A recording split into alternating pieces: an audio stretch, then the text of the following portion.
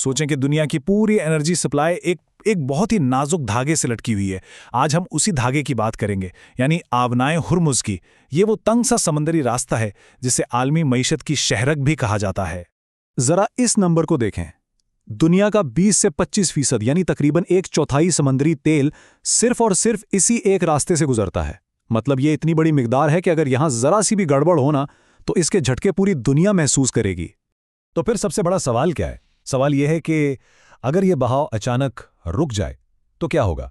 यही वो what if scenario है जिसको हम आज खंगालने वाले हैं, क्योंकि इसके असरात बहुत गहरे और बहुत फौरी होंगे। तो चलें इस नाजुक चौक पॉइंट को जरा करीब से देखते हैं। देखें, आबनाए हुर्मुज़ सिर्फ नक्शे पर एक लकीर नहीं है। ये वो गला है, वो बॉटलनेक है जहां से रोजाना एनर्जी का एक पूरा समुंदर बहता है। और इस बहाव का जो स्केल है ना, वो समझना बहुत जरूरी है। हम बात कर रहे हैं रोजाना 17 से 20 मिलियन बैरल तेल की। ये इतना बड़ा अदद है कि अगर ये आबनाएं बंद हो जाए तो ये सारा तेल मार्केट से यूं समझें कि एक ही झटके में गायब हो जाएगा। ये कोई सप्लाई में थोड़ी बहुत कमी नहीं होगी, नहीं, ये तो सप्लाई का एकदम से खत्म हो जाना होगा। अच्छा, तो सवाल ये है कि क्या इस तंग गली से बचकर निकलने का कोई दूसरा रास्ता है, कोई प्लान बी?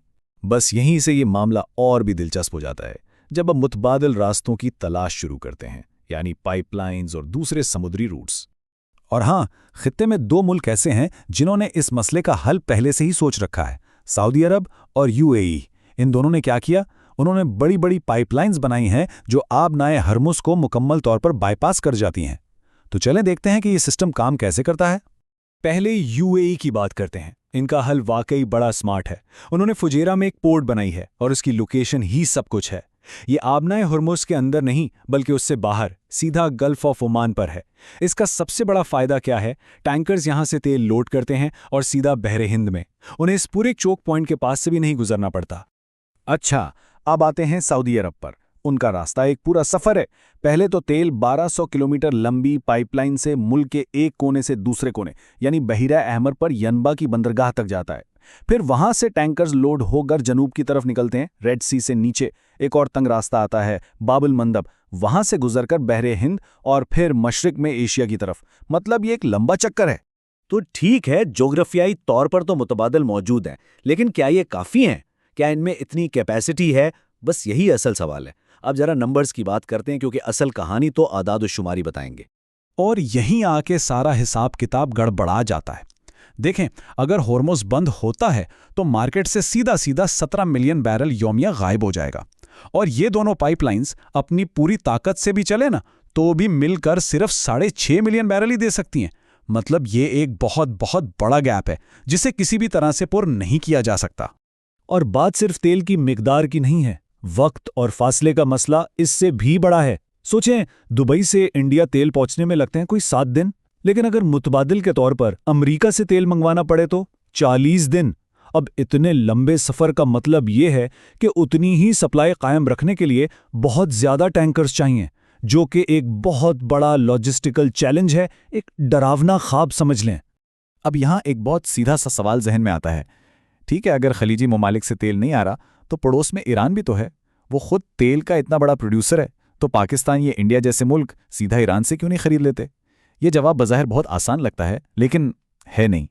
तो सवाल यही है ना कि इंडिया या पाकिस्तान अपने पड़ोसी ईरान से तेल क्यों नहीं खरीद सकते? इसका जवाब जोग्राफिया में नहीं है। इसका जवाब छुपा है आलमी सियासत और फाइनेंस में, और ख़ास तौर पर अमरीकी पाबंदियों के निज़ाम में। इनको कहते हैं सेकेंडरी सैंक्शंस, और ये एक बहुत ही ताकतवर हथियार है।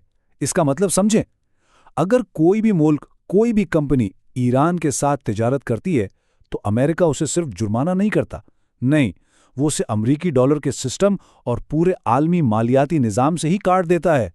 ये किसी भी मईशत के लिए मौत के परवाने जैसा है। और खित्ते के बड़े ममालिक इसी जाल में फंसे हुए हैं। पाकिस्तान को देख लें, मईशत IMF और अमेरिकी सपोर्ट पर चलती है। इंडिया अमेरिका के साथ स्ट्रेटेजिक पार्टनर है, उसे अमेरिकी टेक्नोलॉजी और सरमायाकारी चाहिए। बांग्लादेश की तो पूरी इकॉनमी का इन्हिसार ही अमेरिका और यूरोप को गारमेंट्स एक्सपोर्ट करने पर है।